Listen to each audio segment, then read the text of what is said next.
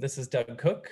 I use he, him pronouns. I live on what was Pawtucket land, currently known as South Hamilton, Massachusetts, in the Ipswich River watershed. I'm the Education Events Coordinator for NOFA Mass. I'll be host for tonight. Along with me is Anna Gilbert Muhammad, our Equity and Inclusion Director, as well as our Food Access and Webinar Coordinator. Thanks for joining us, Anna. And welcome to Tips and Tricks for Full Season Production with Christie Higginbottom. First, I'd like to thank all of the NOFA Mass staff and board who have helped to make this workshop possible. We also like to thank our sponsors. Chelsea Green Publishing, an employee-owned company, brings in-depth practical content about organic gardening and more to life with books, ebooks, and audiobooks. Go to chelseagreen.com and enter code PWEB35 at checkout to receive a special NOFA Mass Resilient Garden Series discount on your next print book purchase. Chelsea Green Publishing, cultivating change from the ground up.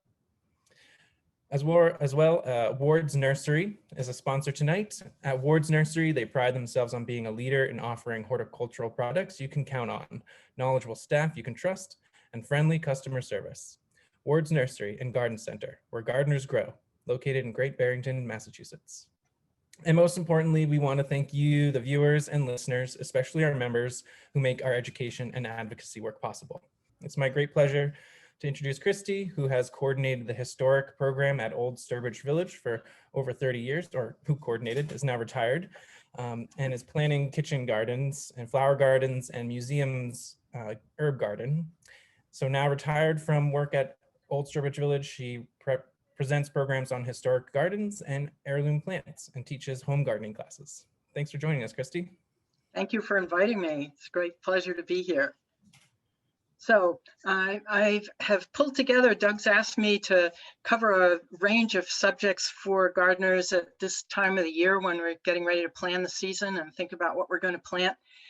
So I've pulled together a number of tips from many of the classes that I've taught on this subject that I hope will be helpful to you as you are thinking about what you're going to plant this year and perhaps drawing up a plan for your garden.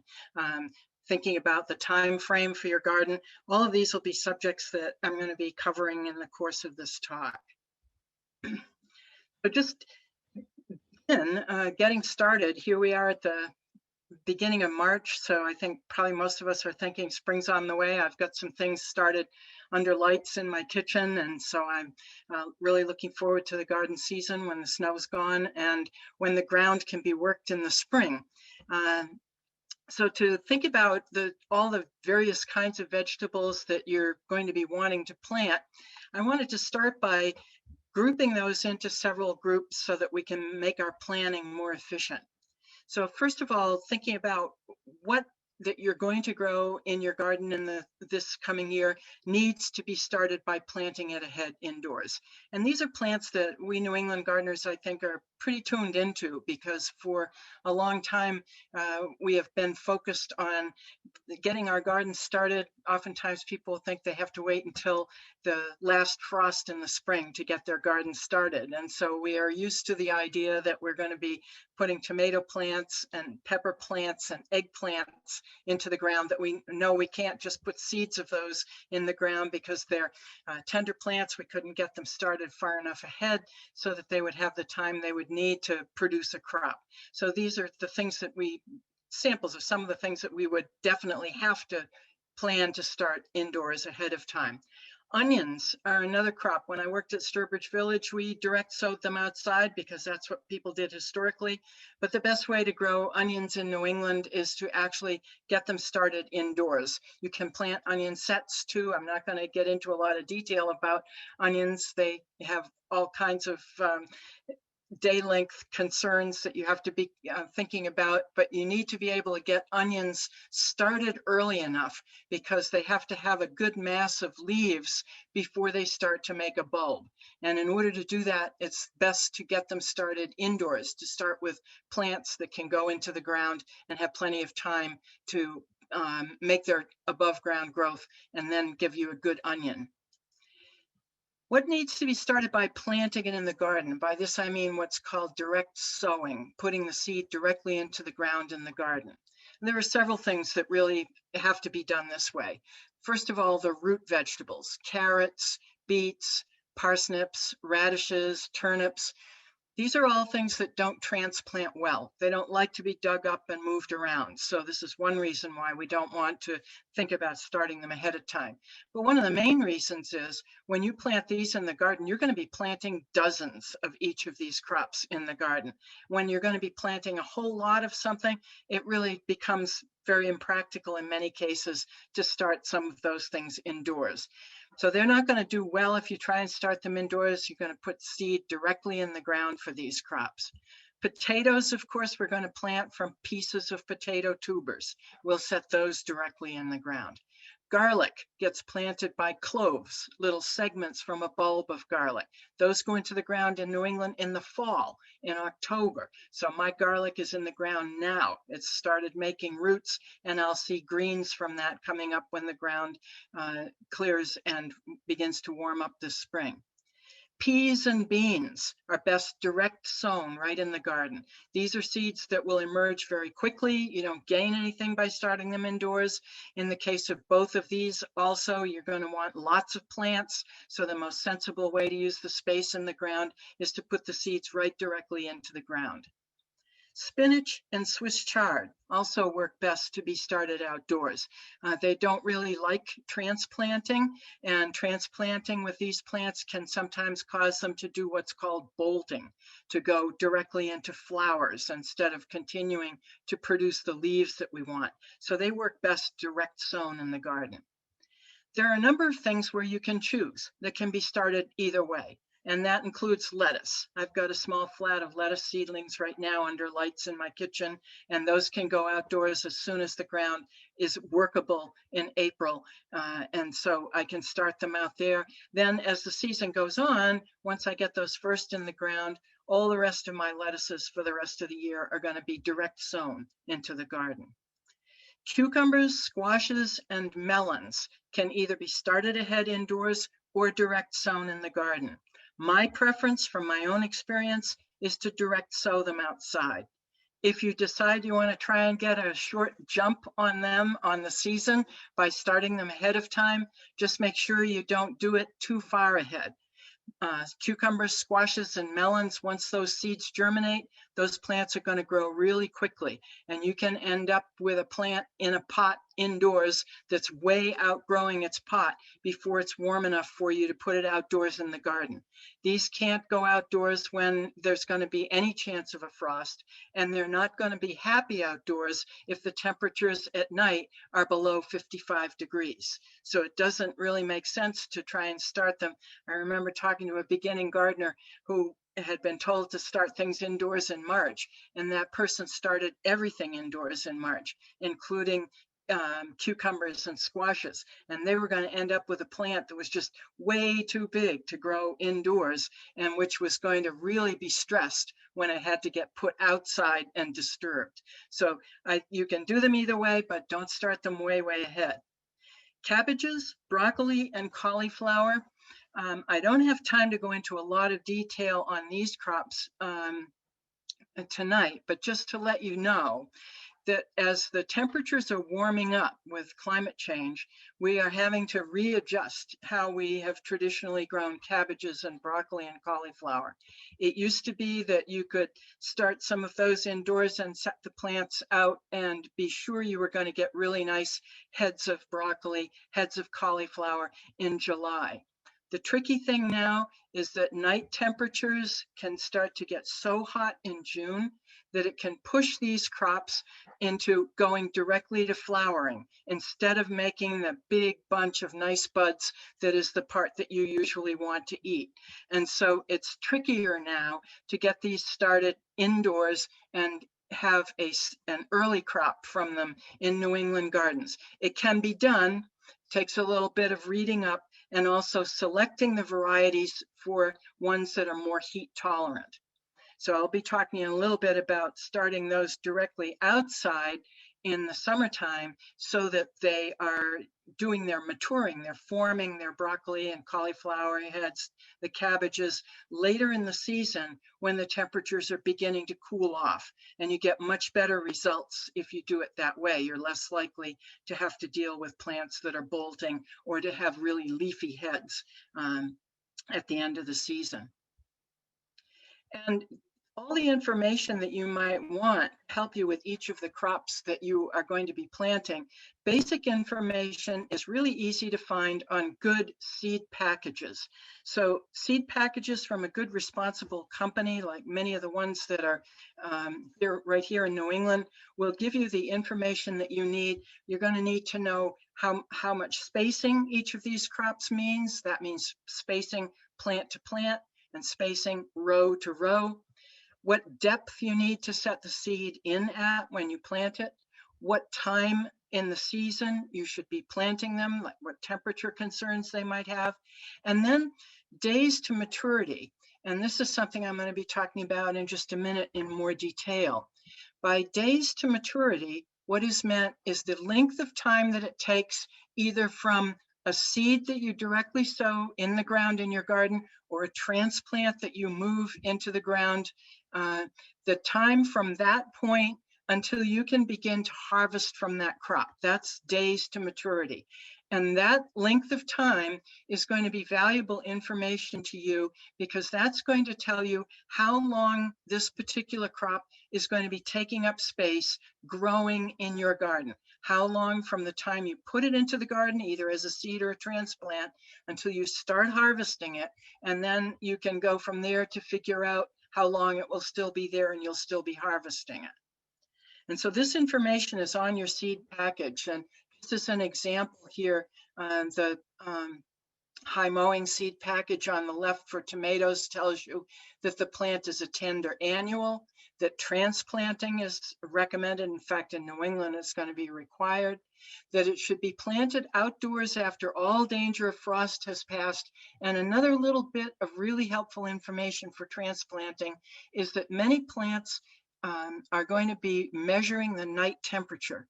It's something that I learned relatively recently in my gardening experience, and it was one of those aha moments that plants are doing a lot of their growing at night. They manufacture food with photosynthesis under sunlight during the day, but then at night they convert the carbohydrates they've made into sugars, and they spend a lot of nighttime growing.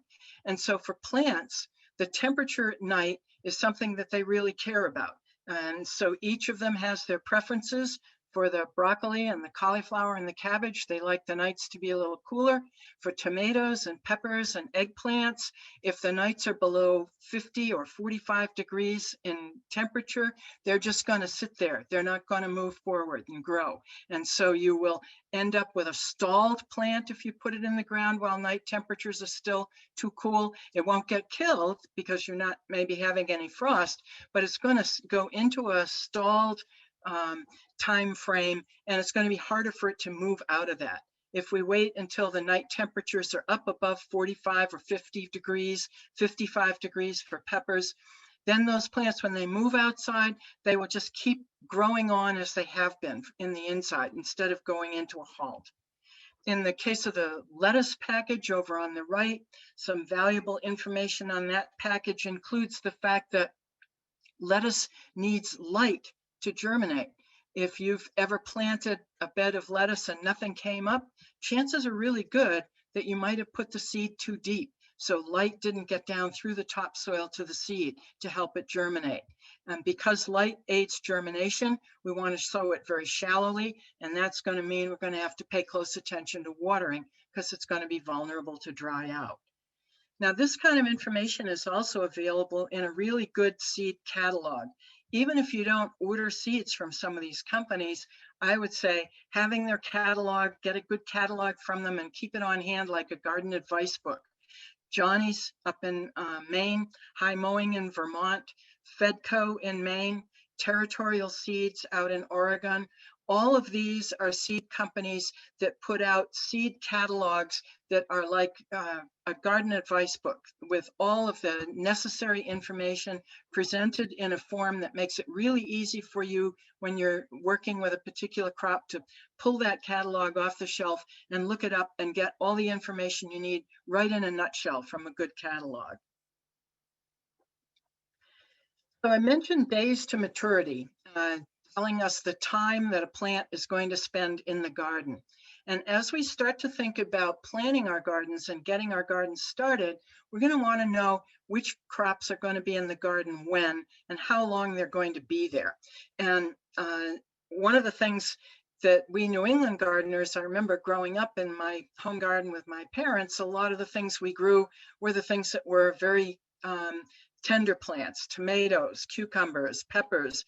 And so Memorial Day was always, for me as a kid, that was always when we started our garden. As I began to garden for myself, I began to learn that there are a whole bunch of crops that can go in your garden well before Memorial Day. In fact, like I mentioned earlier, there are a lot of crops that really like that earlier spring weather much, much better than the warmer weather of summer.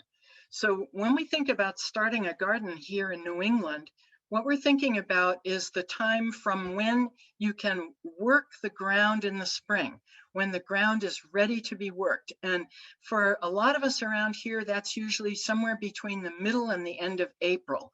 It can depend on your own garden situation. If you're growing in raised beds, for example, then the soil is going to warm up and dry out a lot faster than it will if you're planting directly into the ground. If your ground and soil are well drained, then you're going to be able to work in them more quickly than if it's a soil that doesn't drain quickly. But paying attention to when your soil is ready to be worked, when it's not wet so that it globs together and compacts when you work on it.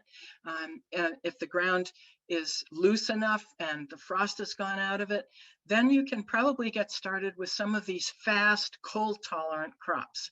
So things like radishes and spinaches and lettuce are things that can go into the ground as soon as you can work it. So you might be starting plant these as early as the middle of April. You can be planting them into the end of May. They go into the garden early on. Because they're cold tolerant crops, we can also think of them as something that will give us a second crop at the end of the season when the weather's getting cool again. So there are fall varieties of radishes that you can plant that will give you harvestable roots into October. Spinach, kale, and other greens are plants that are really comfortable in that cool weather at the end of the season. And lettuce is something that we can sow again and again all summer long. In the midsummer, when it's really hot, lettuce might be more comfortable if you plant it in an area under a taller crop where it gets a little shade so it's not too hot. And if you look for heat tolerant, slow bolt varieties of lettuce for the midsummer, that's a crop you're going to be able to keep going, tucking in and planting a few small amounts of them here and there every 10 to 15 days. There are several slower crops, ones that will take a little bit longer to come to maturity, but which are also cold tolerant crops that we can start in the spring. Some people with good drained soil or raised beds will aim to get their peas in the ground by St. Patrick's Day. I've never been able to do that on my ground, but I usually can get them into the ground in early April when my ground dries out. And peas are really happy to have cool weather to grow in. So they will take 50 to 60 days from the time you sow the seed, depending on the variety of peas. They range in days to maturity from quicker maturing to later maturing varieties. Also difference if you're going to be growing something like snap peas, which you can eat, or when they're, or snow peas, which you eat when the pods are really small, as opposed to shelling peas that are going to be a little later. But they're going to be in your ground, in your garden from sometime in April or early May into July. That's when they'll be in the ground. Onions are about 90 days from the time you transplant out small onion plants until you can start harvesting onions. Onions can go into the ground as soon as the ground can be worked. So they'll be there from April, usually until about the end of July or the early part of August. They'll be out there in the ground. Turnips, and by this I mean the small turnips, not the big rutabaga type turnips, but the smaller turnips, are about 50 days from seed until you harvest them. You can get a crop in the ground in the spring. Seed can go in the middle of April, and they'll be in the ground into July when you will harvest them. And then a fall crop, because they're so cold hardy, they're not going to mind the fall frost at all. So a second crop of turnips can be planted in July in the garden, and they will be ready to harvest in October. Similarly, beets, you can get 2 harvests out of beets as well. And carrots can also give you a dual harvest. They can go in the spring and then again in the fall. And I've made a note here with little stars next to the fall planting and the note at the bottom that what you want to do is if we have a crop that's maybe like turnips, 50 days to maturity for the spring, we need to add about 10 days to that for the fall because the day length in the fall is shorter. And so plants are using day length to photosynthesize. In the springtime, when the days are getting longer and longer all the time, the plants can photosynthesize really efficiently and grow really quickly. When we plant something for fall harvest, because the days are slower, you can't expect the plant to come to maturity as quickly as it does when you plant it in the spring. So you've got to allow some extra time for things that you're going to be planting for the fall.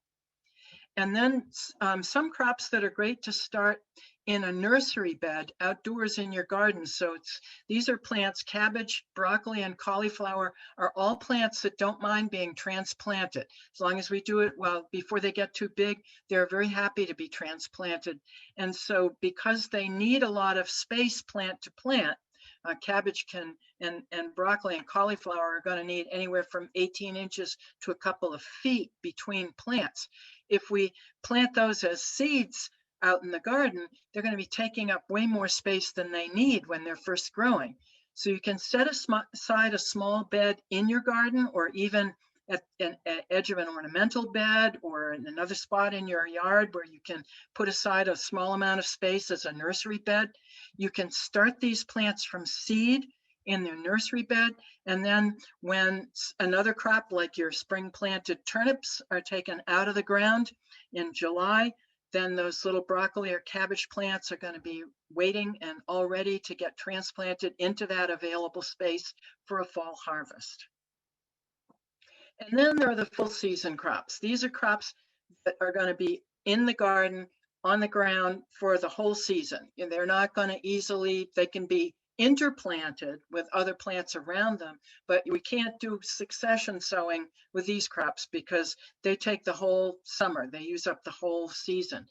Tomatoes are going to go into the ground mid to late May, and they're going to be there until the frost takes them out. So they're pretty much consuming their space all summer long. Swiss chard is what we call a cut and come again crop, meaning that you can start that in April and you can just keep harvesting leaves off your Swiss chard plants all summer long and right into the fall, which means you don't need to allow a lot of space for them in the garden because the same plant's going to be giving you a yield for a long period of time, but it'll be there right through your whole garden season. And parsnips. Parsnips are a root that takes 120 days from seed until harvest. And the very best parsnips are parsnips that have been through cold weather. When these are biennial plants, they are programmed to live for 2 years. They make that root the first year. And then in the second year, when they get a key from cold weather that tells them to get ready for next year's growth, they shift their carbohydrates stored in the root into sugars. And so you're going to get sweeter parsnips if you wait to harvest them until after cold weather. The very best parsnips are the ones you dig out of the garden in March. They can live right through the winter. If you have a real tough time where you are with your ground, you can mulch them just to be sure you don't have any problems. I don't have any problem without mulch in my garden. They live happily right through the winter and dig them as soon as the ground thaws in the spring and have the best parsnips. Once we've got some of these things in mind, then it's a good time to sit down and make a garden plan. I highly recommend that you do this. It allows you to think your garden out ahead of time so you're not just wandering around in the ground with a bunch of seeds and trying to figure out where to put them. It allows you to plan for things like crop rotations. It allows you to plan space for something like a cold frame or a nursery bed of plants that can then be transplanted into another space a little bit later when you have room. It allows you to think out succession planting, like early bush beans that might be all done and harvested by the end of July. And then you can stick in some broccoli that you get from your broccoli nursery and move in. So this allows you to think about your whole space on paper. What I always do when I make a garden plan is I buy at an office supply store one of those really big pads of graph paper. The bigger you can make your plan to scale, the easier it's going to be for you to use it. And then you can draw that plan out to scale, put it all in place. You can even do subsequent plans. So you can do a plan for what your garden's going to look like in the spring, what it's going to look like midsummer, and then how it will be in the fall. And then filing these plans away gives you a really valuable record from year to year to help you think about your garden as you go along. I have found, actually from advice from a student that I had in one of my garden workshops back in 2011, put me in touch with a website called growveg.com. And I won't go into all the detail about everything that this website can do for you, but it is a website which allows you to do your garden design on their website. And it has features that are built into it, and also features that you can customize for your specific crops and for your specific garden. It's you put in your postal zip code zone and postal zip code, and it will customize your garden plan to your specific growing zone and climate, and all kinds of great opportunities here for putting together a garden plan. And then you can store this plan through your subscription with growveg.com. You can store this plan from year to year, and that allows you then to go back and look at past year's plans as you begin to plan subsequent years. It's been really valuable for me. Their subscription rate is reasonable. I'm not getting any kickback from this at all. It's all because it's worked well for me. And they even have a garden journal plan now that you can apply to your smartphone. So I suggest this is a resource you might want to take a look at. They have a 7-day free trial if you just want to test it out. Just to show you how this looks on the ground. This is, we looked at my garden plan for 2015 on paper here. And then this is what that 2015 garden looks like on the ground. So I'm just going to walk you through it very quickly as it looks in the middle of June to give you a sense of where things are at. You're going to see plants much farther along than others, and some just beginning. My garden is divided into 4 plots. So here's 1/4 of the garden. This is what root vegetables and pole beans looked like in my garden on June 17th in 2015. So the root vegetables have been planted from seed in the ground. They've probably been there about a month. I don't have my specific planting date, although it's noted on these little stakes that I put in the ground when I sow my seed. But you can see seedlings coming up here, parsnips, beets, carrots. We've got pole beans that have just started to germinate with some, I use marigolds as companion plants, so those are tucked in. Now this garden, this quarter of the garden is one that has plants that got started a lot earlier. These are the real cold tolerant crops that go in as soon as the ground can be worked. So you can see this tall greenery here is my onions. So they've been in the garden long enough to have really dense tops. They started bulbing up when the day length got to about 14 hours in May. So they've already shaping up their onion bulbs below ground and growing on. This is my first little plot of lettuce and spinach here that was early on seeded in the ground. Peas over here, growing up the pea vines on some pea brush.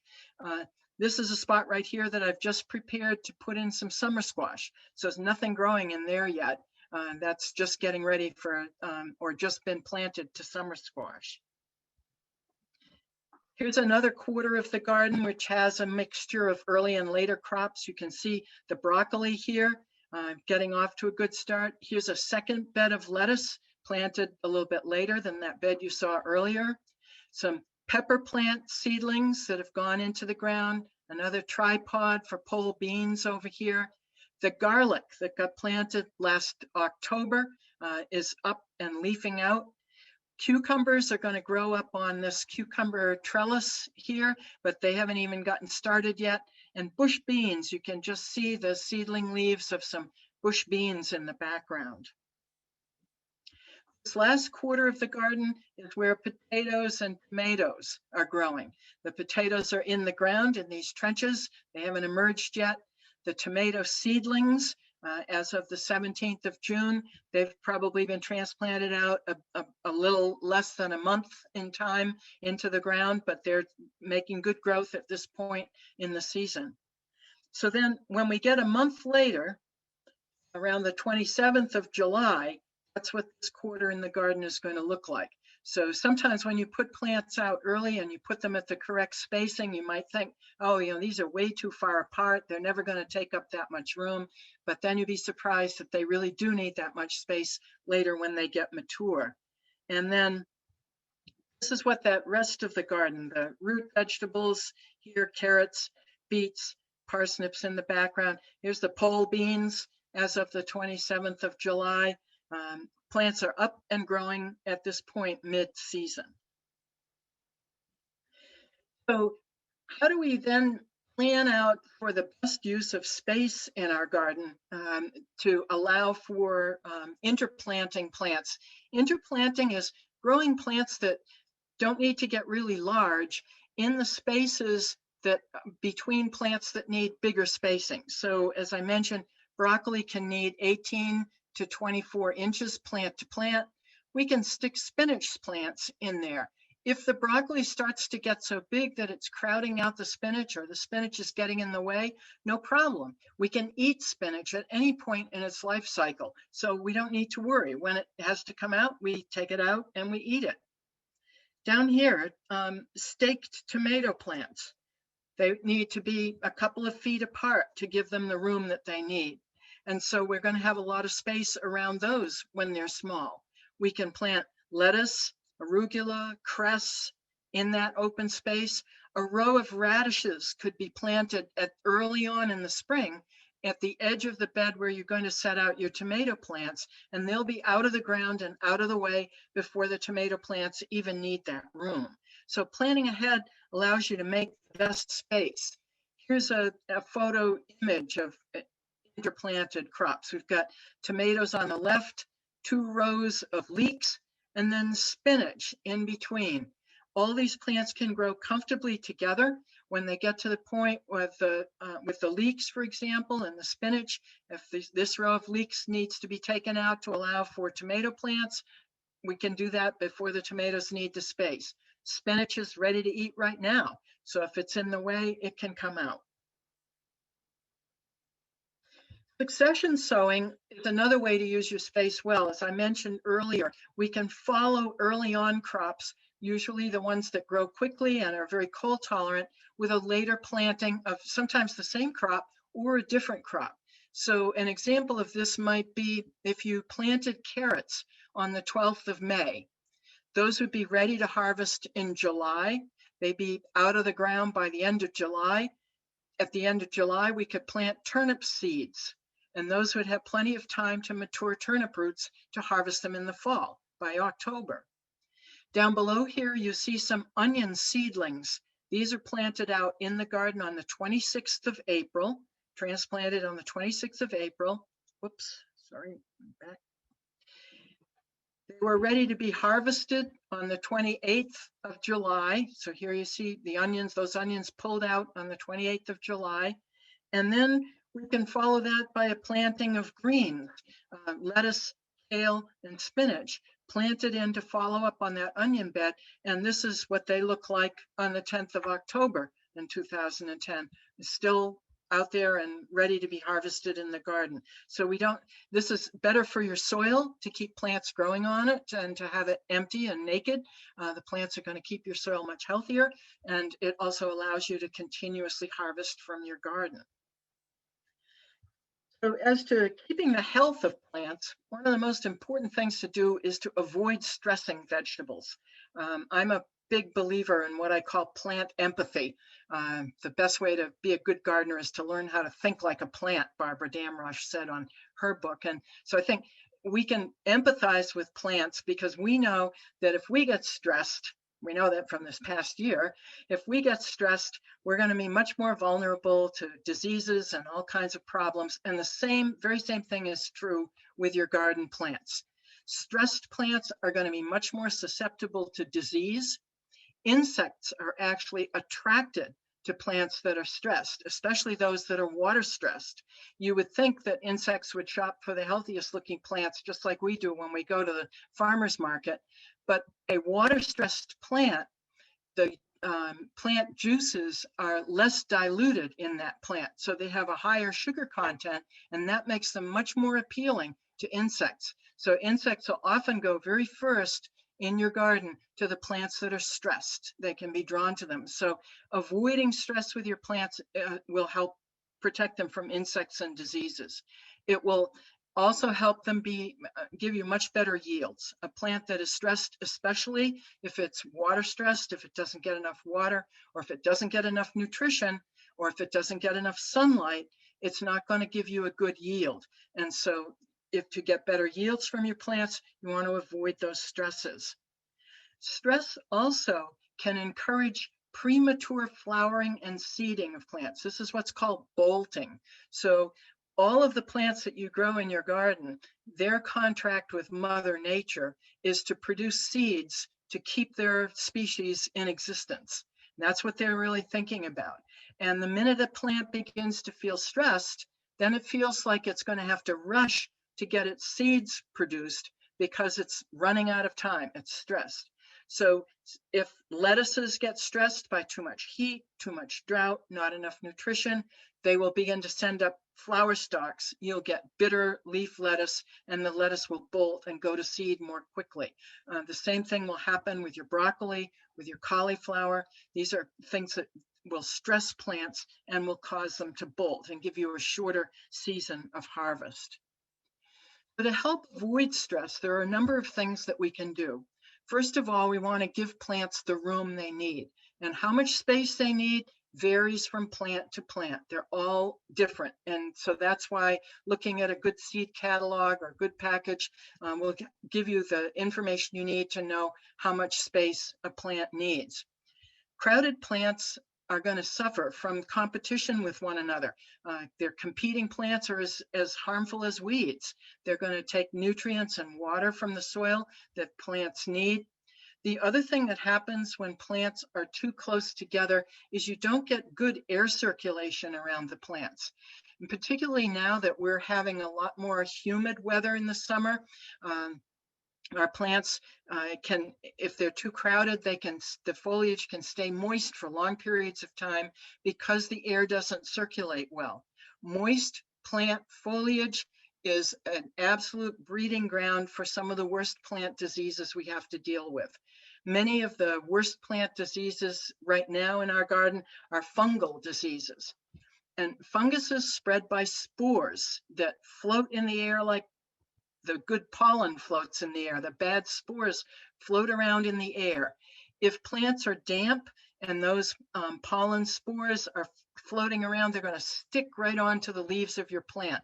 And fungal spores need moisture in order to assert themselves in the plant and establish their fungus. So a damp plant is a breeding ground for fungal diseases. So we want air circulation to allow our plants, if it does get moist, to allow them to dry out as quickly as possible.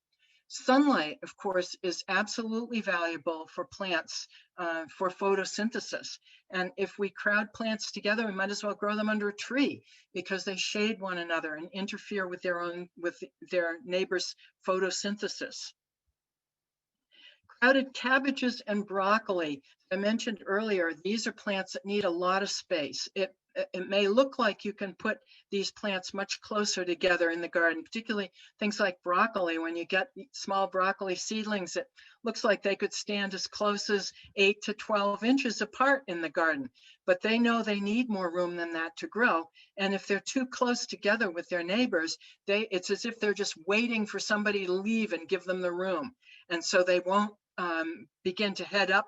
They'll just make taller and taller leafy plants, and they will not mature ahead. Cabbages will just keep a few leaves and grow tall. They won't head up. They need to have that sensation in their root systems and above ground that they have plenty of room. And that's encourages them to feel comfortable to move to that next stage and give you the crop you want. But when you're setting up your garden, after you've got that plan on graph paper, it's a good idea to lay out the space carefully to make the best use of ground. If you use some tools to measure that space out, you'll know that your plants are getting the amount of space they need, but that you're also planting as close together as you can within that plan to get the best yield possible. So I have a couple of tools that I learned about from historic garden research. One of them is something called a garden rule, which you see in the foreground here. It's just a wooden ruler that's 6 feet long. I have it marked out in feet, and then the first 2 feet are marked out in inches. That gives me a large scale ruler that works really well to help me measure out the space between rows, the space between plants in my garden. Carry that around with me all the time when I'm working in the garden. The other useful tool is something called a garden reel. You can make one very simply by, there's a picture of a historic one down here on the lower left. You can find these, but you can also just take good garden twine and 2 stakes, wind up the quantity that you would need to measure the largest distance in your garden. Then that can be stretched out to make nice straight rows. Broken shovel handle will give you something called a dibble if you point the ends, or you can also just use the handle of a rake or a hoe to go along underneath that garden line to form what's called a drill. A drill is a groove in the ground where you're going to put your seeds. And as I mentioned earlier, you're going to want to pay attention to the depth that you plant. It's going to be different, very shallow for lettuces, much deeper for things like peas and beans that can easily grow up the 2 inches underground and make it out to the sun without any trouble at all. So we're going to make these drills. I make a drill and then I plant the seed in it, and then I push my rake head into that drill after the seed is planted, so that when the seed is planted, the drill is, the seed is covered the correct amount, but the drill is still a little bit dipped. And that allows for me to water easily. It also allows me to see very closely where to expect my seedlings to come up, because that little line will remain right there in the ground to make it easier for me to watch for seed emergence when it comes up. And then once you've got that drill, sow your seed not too thickly. So pay attention on the seed package to what the final distance between plants is. We always sow a few extra seeds to allow for seeds that don't germinate. But if you pour seed into the drill and you end up with something like 14 or 15 seeds per inch for a crop that's like carrots that has to stand 2 inches apart, you're going to be troubled with a huge, huge problem of having to thin seedlings later on. This job in the spring, early when you're planting, can seem a little bit tedious. I take a seed package, I fold it so that it's got a little crease in it. And that way I can tap that seed package, line up my seeds in the crease. And if you do this carefully, you can tap them out so you can drop them in the ground at spacing so that you don't have a big thinning headache later on. You will have to thin. Thinning is going to be really important to give crops the right spacing. And the important thing is to thin early, when the first true leaves, the first leaves, not the little leaves that came out of the seed of the plant, but the first leaves that show you what the rest of that plant's going to look like for the rest of its life. As soon as those emerge, then you want to thin. If you wait too long to thin, the longer you wait, the larger these plants are above ground when you thin, the bigger the plant is below ground when you thin. And what that means is when you pull a plant out, you're going to be disrupting the plants that you leave behind, because their root systems are going to be really crowded close together. The sooner you can remove the plants that have to be thinned, the less stressful the thinning process is going to be for the ones that remain behind. So it's a very good idea when you're going to thin a row to take your watering can out, water that row thoroughly before you start your thinning. If the thinning process is going to be stressful for the plants that remain behind. So what we want to do is we want to make sure that we don't impose any other stresses on them at the same time. The best time to thin plants on a drizzly, wet day, on a day when a lot of people would think you can't do any garden work. Some of those days, for any job we're going to do on a plant that will cause it some stress, the best time to do is on a drizzly day, not a hot sunny day. So we're going to want to go out and thin with carrots. Carrots are going to want to be 2 to 3 inches apart. So we're going to want to take out all the intervening ones. I was taught what you want to think about is between each of these remaining seedlings of carrots, eventually there's going to be 2 halves of carrots, half a carrot on the right, half a carrot on the left, or in other words, the equivalent of 1 whole carrot is going to be between those 2 seedlings. If you want your carrots to be 1 inch to 2 inches in diameter when you harvest them, depending on the variety, and your carrot plants are closer than 1 inch together, you will never get the size carrot that you want. You'll get a little thread instead of a decent sized carrot. It can look like a lot of space there in the beginning, but in the end, you will get much better carrots when they've got plenty of space to form a good mature root. And with transplanted plants, the same thing is true. We want to make sure that we give them the space that they need, as I mentioned earlier. Tomatoes tied to stakes, planted in staggered rows so that that gives them the most space. If we stagger the rows and tie them to some stakes, give them 24 inches between plants. As I mentioned earlier, it's going to be really critical for plants that suffer from fungal diseases, and tomatoes are ones that are endangered by a number of fungal diseases. So we want good sunlight penetration for the best fruit development on our tomatoes, good air penetration, good air circulation. And then because we're going to be walking around in this row to work on tying our plants to stakes and harvesting and all the other tasks, putting a board down between the rows of tomatoes, as you see my grandson standing on it here, that will ease the compaction. So if you're walking on boards instead of walking right directly on the soil, you're not going to compact that soil and interfere with the root development. And proper watering is another key. Several years ago, I picked up some rain barrels. These are great. They are recycled olive oil barrels. So I know that they're really safe. They come with a screen in the top and they've got a nozzle. So I can either put water from those into my watering cans, or I can hook a hose to them and run water directly into my nearby garden from them. For proper watering, as I mentioned earlier, we got to be really concerned about not getting plants too wet. And so we need to keep the ground evenly moist. If plants go dry, when a plant is dry, it not only doesn't get a drink, it doesn't get a meal when it's dry either.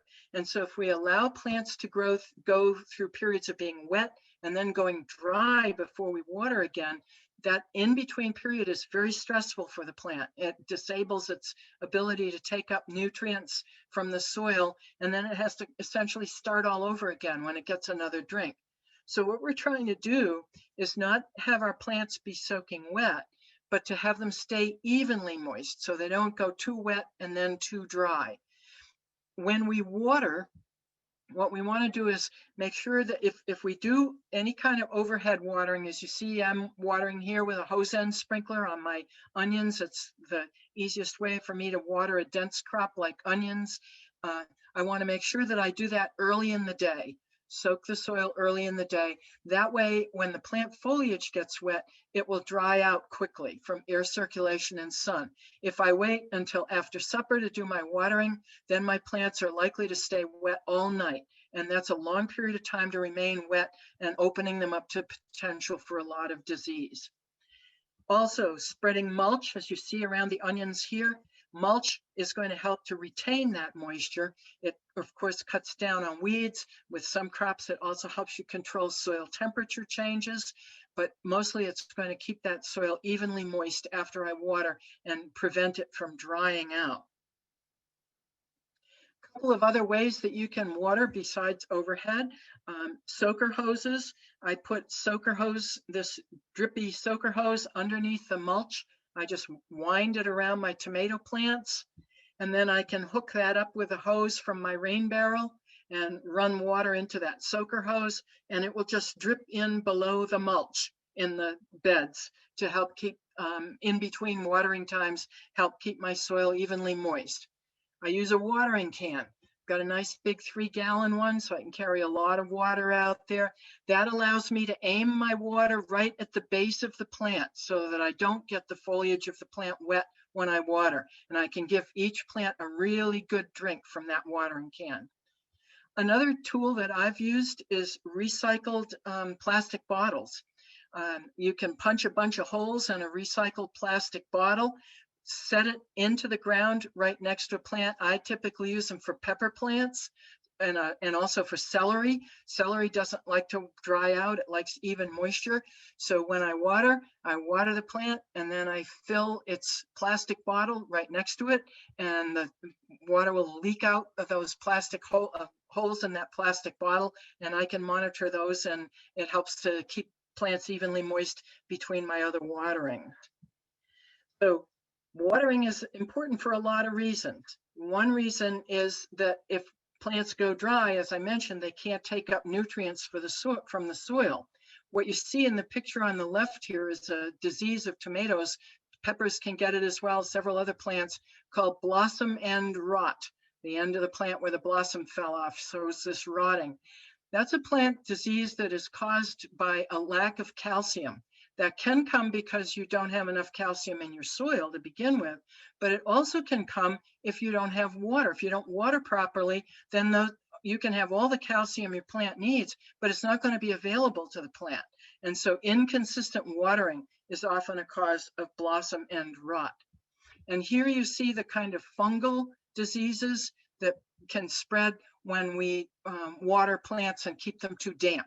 And this is a disease that also can overwinter on infected potato tubers. You want to make sure you plant disease-free potatoes. It can also overwinter on plant materials. You want to make sure that if you have diseased plants like this, that you get them out of your garden and don't put them in your compost pile. So as mentioned, pest and disease control can be maintained pretty easily through good garden hygiene. That means cleaning up all old plant material and weeds from the garden. You want to prevent insects and diseases from living over on that plant material. Don't compost any insect or disease damaged plant material. I'm real conservative on this myself.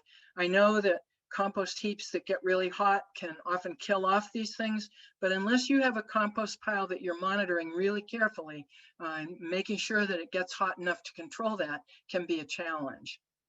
The benefits of garden hygiene means they're going to prevent bacterial and fungal diseases from overwintering.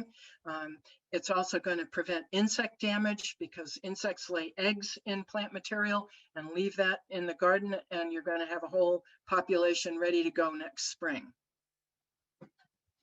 Another way to prevent disease problems is to buy locally grown seedlings. You can start your own seedlings or buy them from a nursery that grows their own. Several years ago, we had a huge problem with early blight on tomatoes, and it was traced to tomato seedlings that had been shipped up from the south, where that disease can live right through the winter. It doesn't up here usually, but it does down there, and it arrived on those small seedlings, and all of a sudden, New England gardeners had a much bigger problem with early blight on their tomatoes than we had ever had before. Look for disease resistance when you are buying seeds or when you're buying small transplants at a nursery. This will help you to make sure you're not going to have problems in your garden. Also, don't buy seedlings that are root bound. This is a big cause of stress with plants, as you might imagine.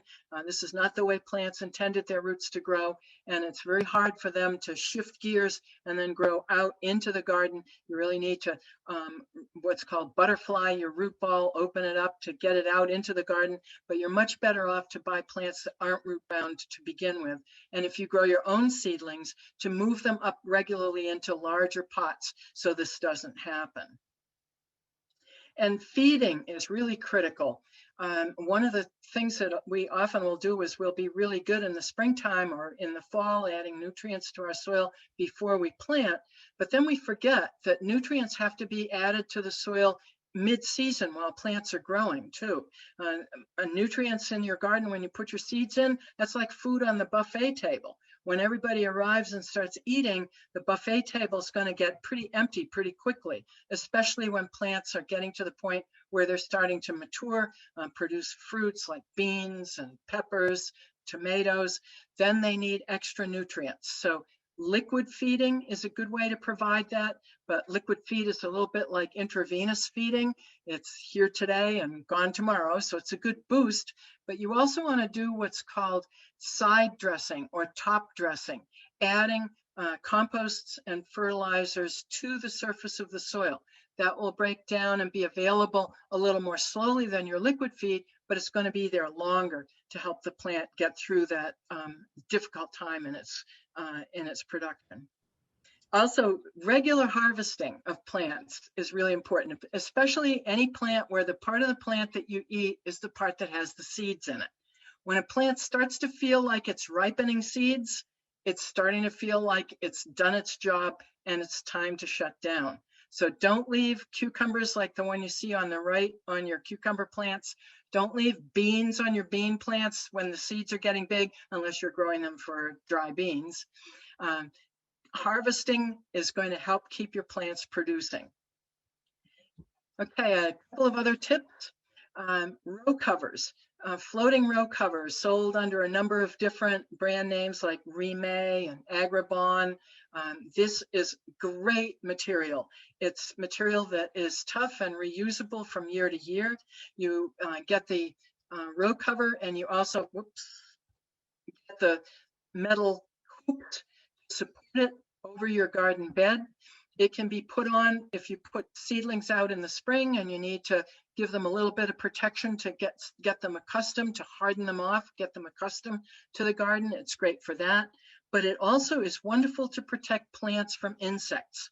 If you put the row cover on, as you see it on the lower left here, and tuck it into the soil to make sure you don't have any gaps where insects can get in, the sunlight and the rainwater will go through this fine, but you won't have your insects won't be able to get in there and lay eggs. I'm going to run through a couple of common pests and diseases and just some quick ways to prevent those, help you identify them. If you've had carrots that look like the ones in the picture here, the critter that's causing the problem is the carrot rust fly. Carrot rust flies are usually active early in the season. So they are the biggest problem for those spring planted carrots that you try and get in the ground as soon as you can work the ground in the spring. So one way to prevent the problem, if you plant carrots early like that, use row covers over your rows when you first plant so that the insect that lays the eggs can't get in there to your carrots. Or you can just wait until after the 1st of June to plant your first carrots, and you are less likely to be troubled by this pest. When you thin carrots, don't thin and leave carrot thinnings lying on the surface. The aromas given off by those decomposing carrot thinnings are a cue to this carrot rust fly as to where the carrots are. So you want to make sure you don't leave those on the ground. They're just going to be an attractant. Here are a couple of other pests. The Colorado potato beetle, showing you here the adult, the larvae, and the eggs. With this and with several other insects in your garden, one of the best things to do is to start examining your plants early on.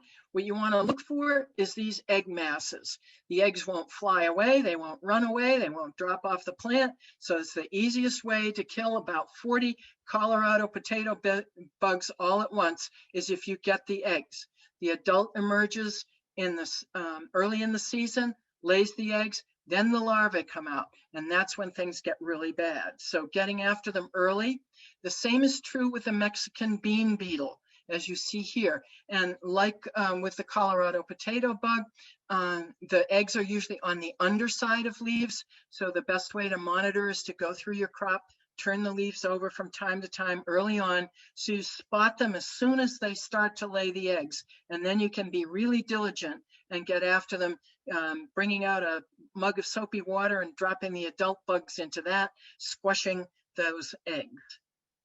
Same is true of the squash bug. The adult squash bug here, you'll see the egg mass as you would find it on the underside of the leaf. Look for them early. Get after them before those eggs hatch, because once they hatch, it's going to be a lot tougher to control those insects. Squash vine borer is a real tough one for us around here. It's much more of a problem. It gets into, the adult insect lays the egg in the stem of the vine. The vine borer then eats out the insect, eats out the inside of your squash vine stem. And what you will usually see are the wilting leaves. If you've got a crop that's well watered and all your plants look good and one of them looks like this, you know, it's not just from dryness. It's chances are it's the squash vine borer. It's a tough problem to deal with.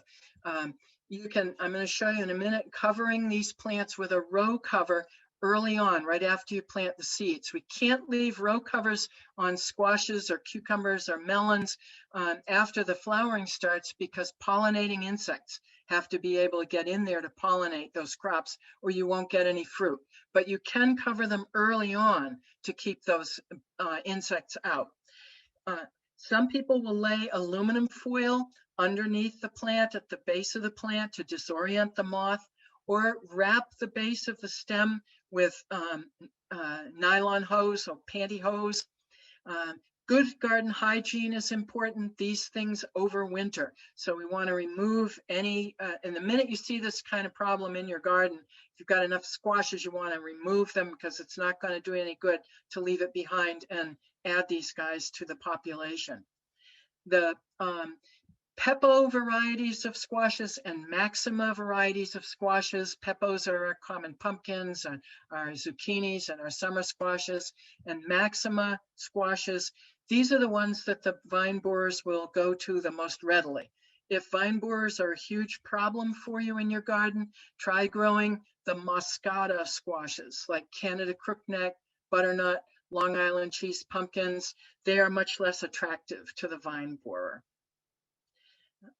Okay, so here's a hill of summer squash. I put some onion seedlings in there because the sulfur from the onions is a good repellent. And I put the hoops over this hill when it's first planted, and then tuck in the protective row cover and keep that tucked in. Just monitor it, and as soon as I begin to see the flowers emerging and getting to the point where we're going to have to allow pollinators in, then I have to take this off. For me, this has worked really well, particularly for bush varieties of squash, because if I can keep those guys out early on, then I can usually grow my squashes quite successfully. Cabbage loopers, the old remedy says the most effectual remedy is the hand. My grandkids helped me out a lot in this department. They loved going through all my plants and picking off the bugs. One of the real problems that we've had that wasn't a problem when I first started gardening, but it is now, is this striped cabbage worm, which is, for me, it's a much worse pest than the traditional cabbage looper. Row covers will help you with this, keeping out the adult moth that lays the eggs. And BT, Bacillus thuringiensis, which is an herbicide that is safe for use in your garden. It's an herbicide, not an herbicide, sorry, pesticide. It's a pesticide that is only lethal to insects whose mothers are butterflies or moths. Obviously, we don't want to put this onto plants that are fed on by helpful moths and butterflies, so you want to be careful where it's used. It doesn't do any good until it's consumed by the insect. So there's no point in spraying this on the plant if you have not seen any caterpillars on the plant. When you see the small ones, then you get it on early. It has to be consumed by them in order to work. So it's not a repellent. It doesn't do you any good to spray, so don't spray it around when it's not needed or when it's not going to be effective. Powdery mildew, look for resistant varieties. And powdery mildew is a problem that usually appears when the plant is fruiting heavily. And this is because heavy fruiting is stressful for a plant. It makes it much more vulnerable, and this is when the mildew begins. Practice good hygiene, get rid of any plants that show this, or remove leaves from plants that show it. But I've also had good luck, especially with summer squashes, by staggering plantings. So instead of planting all the hills of summer squash at once, plant one hill, and then a week or a little more later, plant the next hill. That way, if the first one begins to fruit heavily, starts to get powdery mildew, you can remove that plant from the garden and you'll be able to harvest squash from the one that's coming along later. Extending the season by early and late maturing varieties. Look for the days to maturity and have several different types. And add a garden frame to your garden. These are really useful. In the springtime, a garden frame can be a place to a protected area to get things started a little earlier that you can transplant into your garden. It also allows you to harden off, give seedlings you started indoors a chance to harden off to get accustomed to the outdoors. And then at the end of the season, a frame like this, you can plant greens into this frame of various kinds, and you can extend your season in the fall. This year, I was eating lettuce out of my garden frame at Christmas time. I've still got it out there now, and some of the kale that's in it will probably resume growing in a couple of weeks when the snow melts off the garden a little bit and the sun gets out there. So a garden frame is a wonderful way to add another dimension, even beyond October into November and December in your garden. So hope that has been helpful, everybody. I think it's a best advice at the end of the year to just review all the things you've done and see what worked and what didn't, and then make plans for the year to follow. Okay, all set for questions. Excellent. Thank you so much, Christie. That was a great amount of information. We got a lot of questions, so we'll work our way through them with about 20 minutes left. We won't get to all of them, but keep the questions coming. I'll start, because we were just talking about pest management. Could you talk a little bit about what you would do for some of the mammals, in particular voles? What are your tricks for voles? Yeah, I'm troubled with voles, so I can really empathize with people who have that problem. I've had problems with them eating roots on my fruit trees, and one year they consumed my overwintering parsnips, so I can understand that. And fencing won't keep them out. That doesn't work. They get through about any kind of fencing that you've got. So I think about the only solution I have found for voles is trapping. And that gets tricky because you can end up trapping things like chipmunks maybe that you weren't as happy to trap. So traps can be put on. One of the things that people do is they'll take a piece of plastic pipe and put it underground and put a trap into that to catch the vole below ground, less likely to mistakenly entrap another animal. But if anyone else has a helpful tip for voles, I'm always happy if in the years when I've had foxes appear in my garden, and in the years when I've seen a hawk from time to time, I'm always glad for that. I think I don't keep outdoor cats on my property, but I know a lot of people will do that just because I attract birds, so I'm not inclined to keep an outdoor cat to control my voles, but I know some people do that. But they're a problem that is very difficult to control. And I can't think There are some, there are some applications that you can make to the soil. Some years ago, when I first planted some fruit trees, I used a substance that was a castor oil derivative. I don't use it in my garden because I'm just not comfortable having that product in my garden soil, but I did use it with some success against voles around the base of some fruit trees one year when it was going on grassy area and it wasn't going into my planted garden ground. That's about it.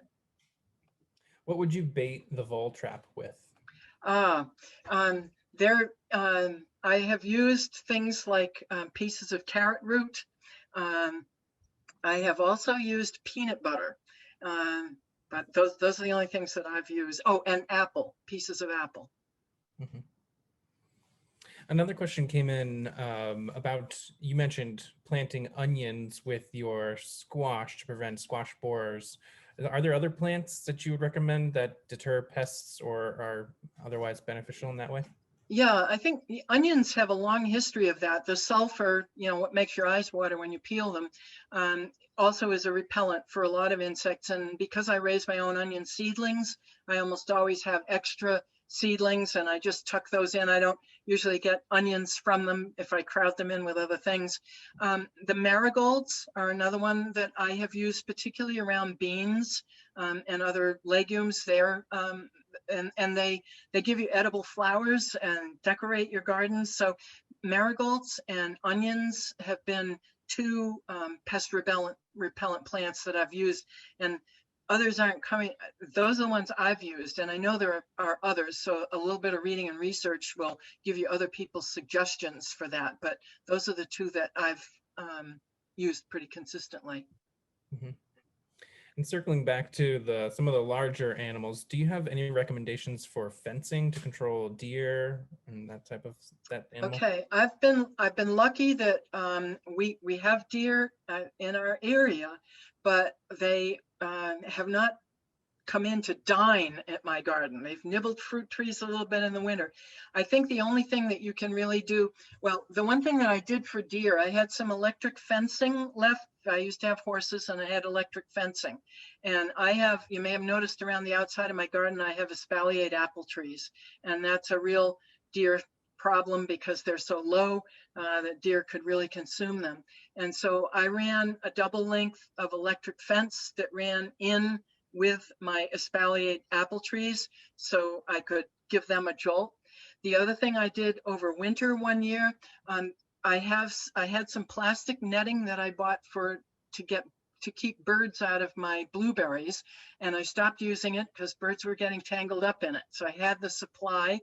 I spread it on the ground in the fall. Deer will not walk over that. It gets tangled in their hooves. And so I was able to spread that underneath my fruit trees around the edge of my garden, and that discouraged deer from walking in my garden. I think if you have a serious deer problem, about the only thing you can really do is get deer fencing, the tall deer fencing around the garden. For smaller critters, I do have fencing around my garden, and I don't know if it showed up well in the picture, but my fencing is it's a 4-foot high wire fence, and it's actually two fences together. The taller fence has larger openings in it. It will keep out bigger critters like woodchucks, for example. And then at the base of it, I also have chicken wire fencing that goes up it's 2 feet wide chicken wire fencing. It's buried 6 inches in the ground at the base, and that's to discourage, that has helped me actually with the voles to keep them from tunneling underneath. They can get through it, but it's difficult for them. That goes down 6 inches in the ground, and then it comes up 18 inches against that other wire fence. And that's the fence that I use for rabbits. The first fence I put around was that larger opening fence. I went into the garden one day and watched a rabbit run out of my garden and run through the fence that I was sure was big enough to keep them out. But chicken wire will keep out the rabbits, and it doesn't need to be really tall. And so I have a dual level fence around my garden to protect it against woodchucks and rabbits. And I dropped in a link to Wellscroft. They are in Harrisville, New Hampshire, and they're a great place to go for all your fencing supplies, especially if you're looking at electronet fencing. Um, Uh-huh. that's something. And if you do go with an electric fence, it's important to bait your fence because you have to train your pests to what the fence is and why to stay away. So you have to bait it regularly, especially at the beginning of the season. Do you do anything special when you plant potatoes, preparing the slices? Oh, well, I don't have a lot of room for potatoes in my garden, so I don't need to get the most out of every one of my tubers. But if I'm cutting tubers, I want to make sure that I have at least 3 to 4 eyes on the piece in order to make sure I'm going to get a good plant. And then I air cure those before I put them in the ground to let them scab over. So if I'm going to cut a tuber to use, I leave it out until a kind of a scab forms over that cut surface, and that will prevent any kind of disease organisms from getting into that cut side before I put it in the ground. And then I grow my potatoes in trenches. So I dig a trench that's probably about 18 inches deep. I add compost and fertilizer in the bottom of that trench. I stir that into the soil in the bottom of the trench. I set my seed potatoes in at about 12 inches spacing in the trench, and I cover them with about 4 inches of soil. And then as they grow in the trench, I fill the trench in. Potato tubers form on the roots of the potato plant. And so the more roots a potato plant has, the more potatoes you can potentially get.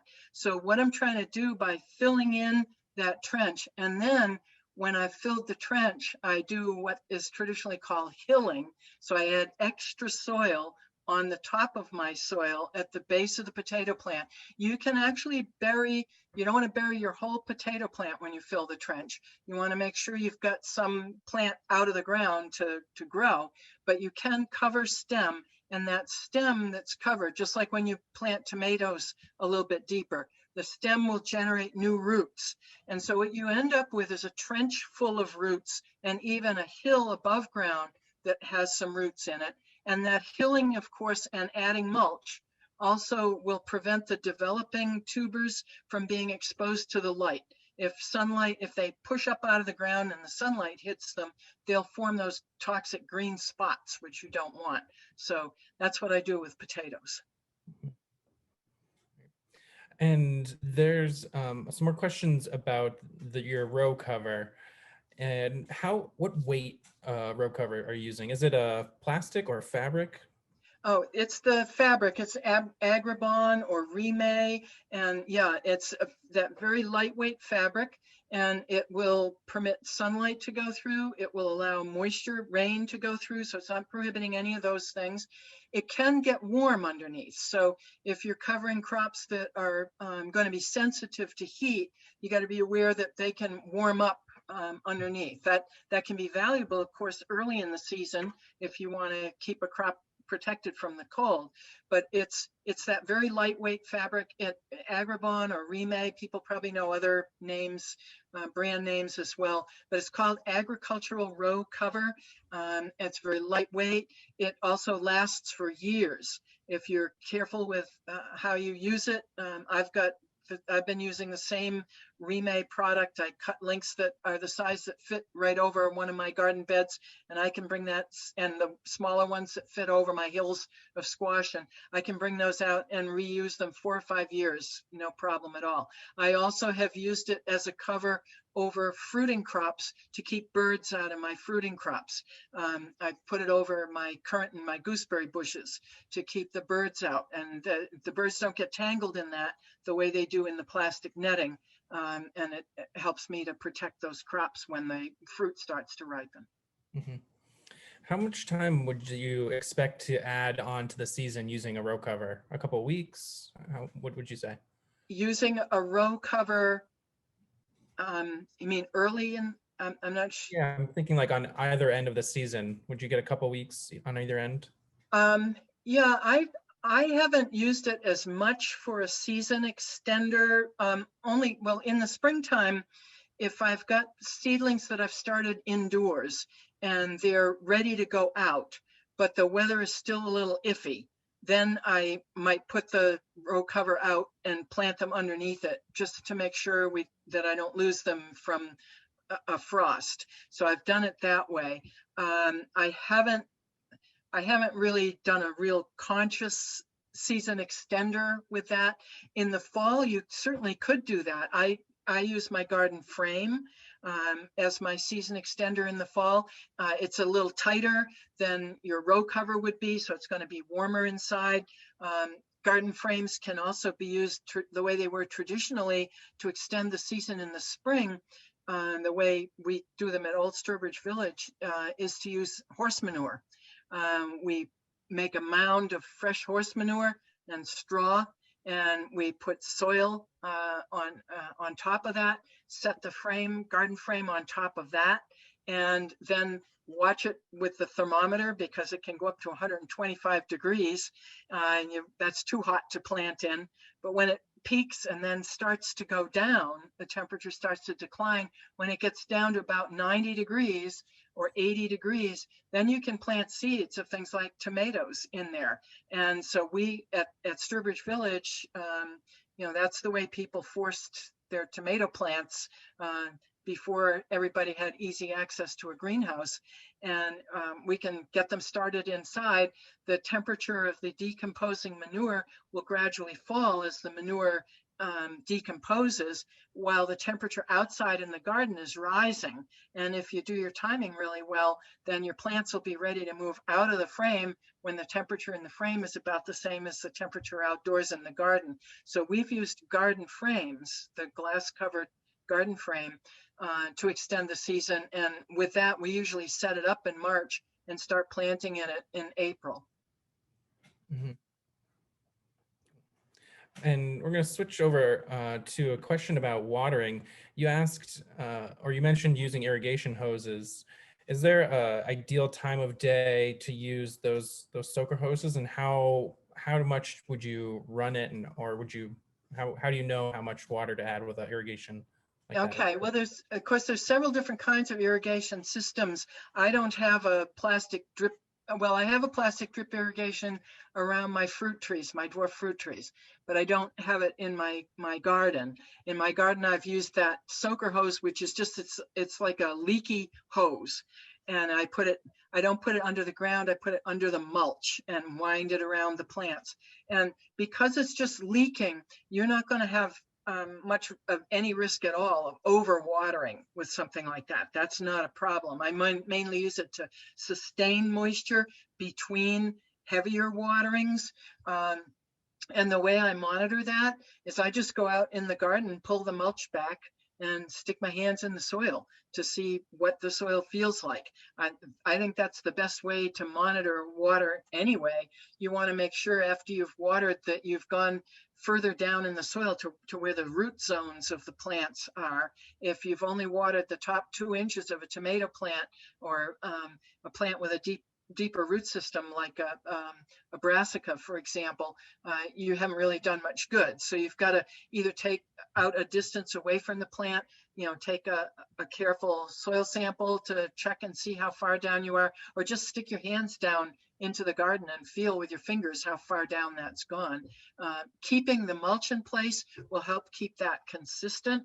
So I don't only use one system of watering, I use a combination of things. Watering cans, the hose end waterer that I showed.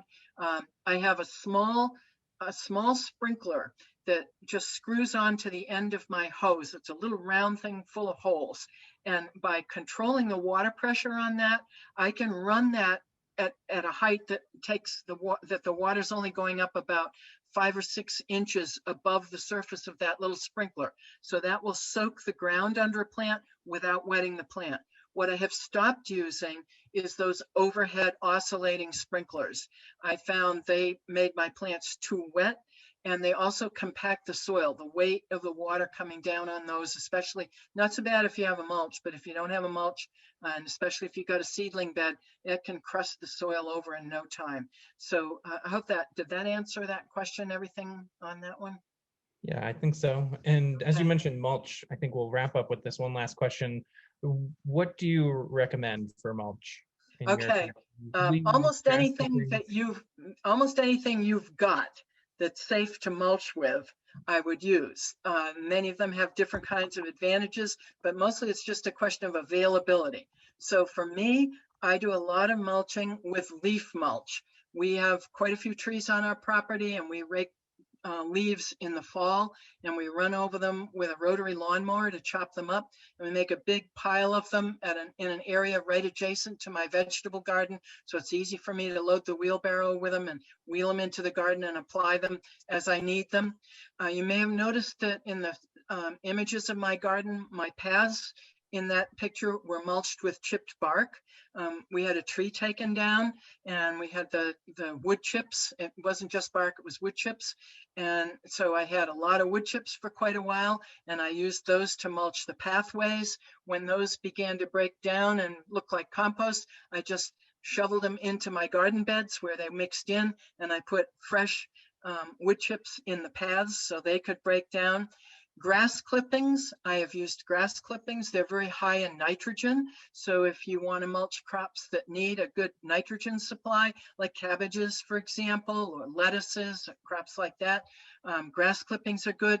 Fresh grass clippings can get pretty hot, so you just need to be aware that they can heat up under a plant, but they're also easy to spread under fine leaf plants where a coarser, denser mulch might be too much competition for the plant. So I've used all of those things as mulches: grass clippings, leaf chips, bark mulch, all of them. Great. Well, thank you, Christie, for all that great insight and information. We're going to wrap it up for tonight. Thank you, everyone, for your participation. I hope you found this meeting informative and inspiring. We would love your feedback. I put a link here in the chat for a quick survey. That would be great. Again, please become a NOFAMAS member or consider making a small donation to help us continue this important work. Thanks again to our sponsors, Chelsea Green and Ward's Nursery. We couldn't do it without their support as well. So feel free to support them and mention how much you appreciate their support of NOFAMAS. We have a whole rest of the series coming up. Next week, we'll be hosting Monique Bosch, who will be presenting info about soil biology that will help us understand living soil, and we'll take a closer look underneath some of the things under a microscope. So that'll be interested if you're interested in that. So from everyone here at NOFAMAS, thank you so much, and we look forward to seeing you next time.